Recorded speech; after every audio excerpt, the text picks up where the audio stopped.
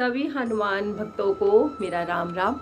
दोस्तों, आज आपके लिए एक बहुत ही सुंदर सत्य घटना पे आधारित कथा लेकर आई हूँ, जिसे सुनकर आपको इतना आनंद आने वाला है कि आप कहेंगे कि वाह दीदी, मज़ा आ गई।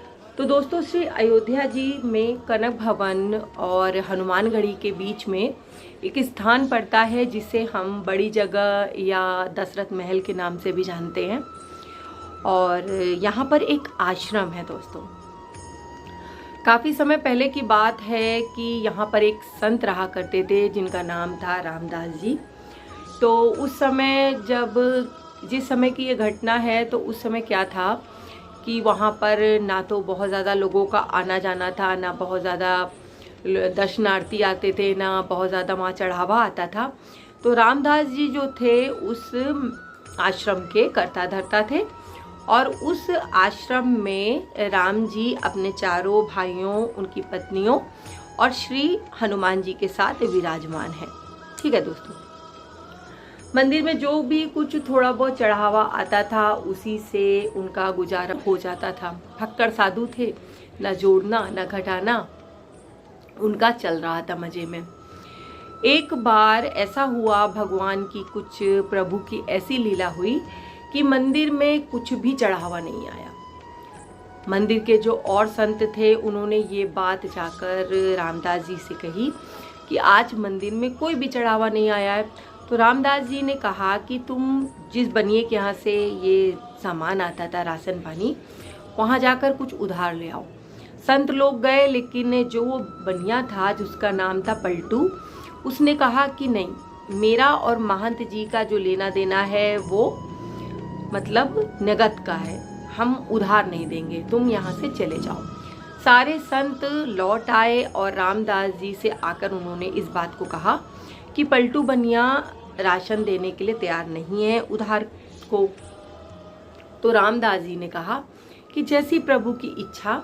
और उन्होंने क्या किया कि जल जो था उससे भोग लगाया भगवान जी को और अपनी दिनचर्या में लग गए। उस दिन प्रभु की ऐसी इच्छा हुई दोस्तों कि शाम को भी एक भी रुपया चढ़ावे में नहीं आया। रामदास जी ने सोचा कि चलो जैसी प्रभु की इच्छा। उन्होंने फिर से क्या किया कि जल का भोग लगाया, और एक नियम था उस आश्रम का, मतलब दशरथ भवन जिसको कहते हैं आजकल, उसको पहले बड़ी जगह कहा जाता था, जहाँ के वो महंत जी थे। तो उन्होंने क्या किया कि मतलब जो नियम क्या था वहाँ का, कि भोग लगाने के बाद भगवान को एक पीताम्बर उड़ाया जाता था, यानी कि एक ही पीताम्बर में वो चारों भाइयों को उड़ा दिया जाता था। फिर जो वहाँ के महंत थे मेन रामदास जी, वो 1 घंटा बैठकर वहाँ पर भजन कीर्तन किया करते थे। तो उस रात क्या हुआ कि रामदास जी ने भजन कीर्तन किया, खाली पेट था, भोजन तो मिला नहीं था, भगवान का भी भोग नहीं लगा था, लेकिन फिर भी उन्होंने पूरी भक्ति के साथ उन्होंने भजन कीर्तन किया, और उसके बाद वो जाकर सो गए, पीताम्बर उड़ाकर चले गए। ये नियम वहाँ का रोज का था। अचानक से 1:30-2 बजे करीब की बात रही होगी कि पलटू जो बनिया था, उसके दरवाजे पे खटखट खटखट की आवाज़ हुई। पलटू बनिया तो डर गया, उसने सोचा इतनी रात में कौन है। बाहर से कुछ बच्चों के बुलाने की आवाज़ उसे सुनाई दे रही थी। उसे लगा कि जरूर बच्चे शरारत कर रहे हैं, अभी चलकर उनको मज़ा चखाता हूँ। तो उसने क्या किया कि दरवाज़ा, उसने सोचा कि अभी मैं बाहर निकलूँगा, उसके बाद बच्चों को बहुत मज़ा चखाऊँगा। बाहर निकला, उसने जब उन बच्चों की शक्ल देखी, चारों के चारों बच्चे 12 वर्ष की आयु से कम रहे होंगे, और इतने सुंदर कि पलटू बनिया जो था, उसका सारा गुस्सा छूमंतर हो गया।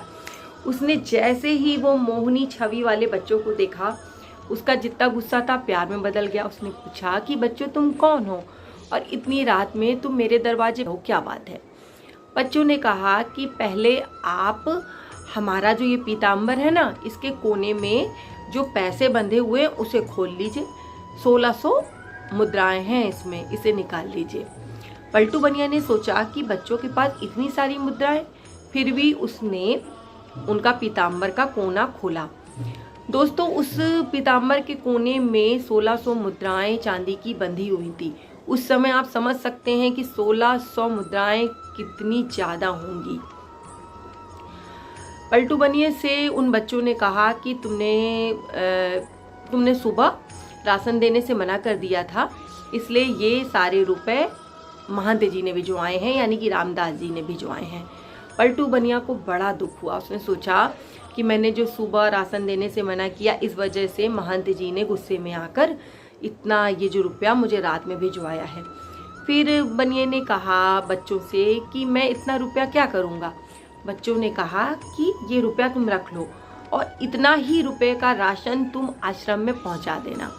पलटू बनिए ने आश्चर्यचकित होकर कहा कि मैं अपनी पूरी दुकान भी खाली कर दूं और अगर मैं पूरे जीवन भर राशन देता रहूं तो भी मैं इन पैसों का राशन आश्रम तक नहीं पहुंचा पाऊंगा, लेकिन तुम कहते हो तो मैं ऐसा मान लेता हूं। इतना कहकर वो चारों बच्चे चले गए। ठीक है, सुबह महंत जी लोग मंदिर की सफाई करने के लिए गए तो वहाँ उन्होंने क्या देखा कि जो भगवान का पीताम्बर बहुत सुंदर सा था, उड़ाया जाता था, वो गायब था। अब सारे जो पंडित जी लोग थे वो आपस में बात करने लगे कि आखिर वो पीताम्बर कहाँ गया।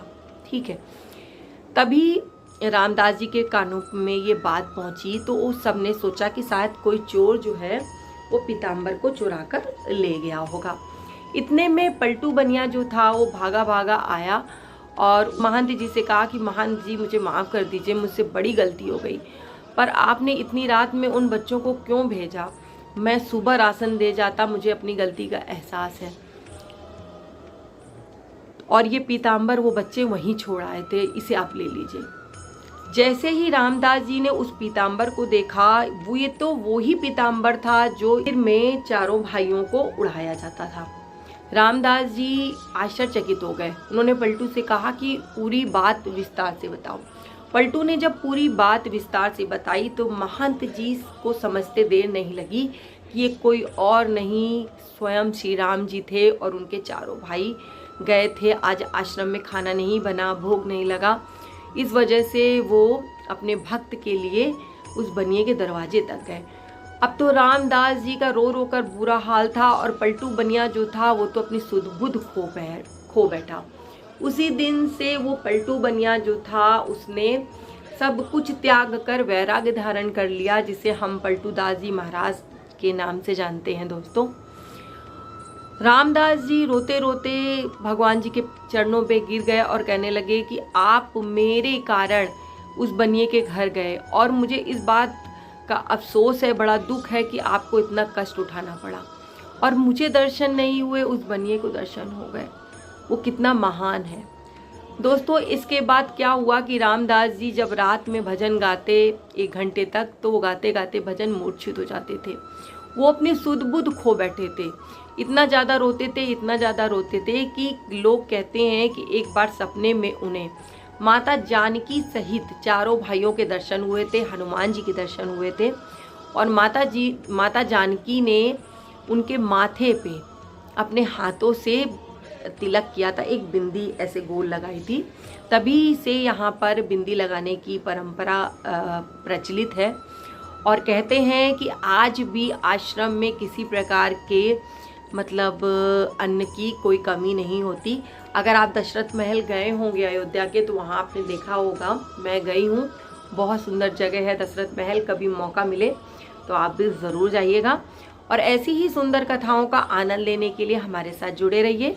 और मैं बाबा से प्रार्थना करती हूँ कि बाबा मेरे सभी भक्तों पर अपनी कृपा दृष्टि ऐसे ही बनाकर रखें। इसी के साथ जय श्री राम, जय बाबा की और हर हर महादेव। दोस्तों।